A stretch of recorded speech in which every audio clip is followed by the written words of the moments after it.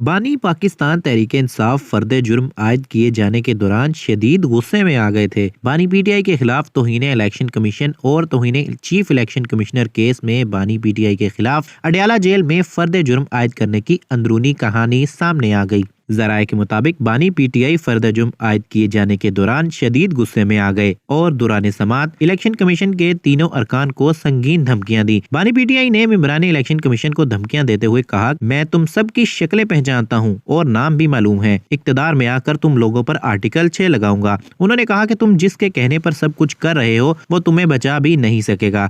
जराये के मुताबिक मेंबरान election commission बानी पीटीआई की धमकी पर हैरान रह गए। याद रहे गुज़श्ता रोज रावलपिंडी की अडयाला जेल में इलेक्शन कमीशन ने तौहीन इलेक्शन कमीशन में बानी पीटीआई और फवाद चौधरी पर फर्द जुर्म आयद की थी। केस की समाअत इलेक्शन कमीशन के 4 रुकनी बेंच ने अडयाला जेल में की थी। इलेक्शन कमीशन की जानिब से फर्द जुर्म कमरा अदालत में पढ़कर सुनाई गई थी। इस मौका पर बानी पीटीआई और फवाद चौधरी भी कमरा अदालत में मौजूद थे। मुल्जिमान ने चार्जशीट में लगे इल्जामात से इनकार कर दिया। इलेक्शन कमीशन ने तौहीन इलेक्शन कमीशन केस की समाअत 16 जनवरी तक मुलतवी कर दी।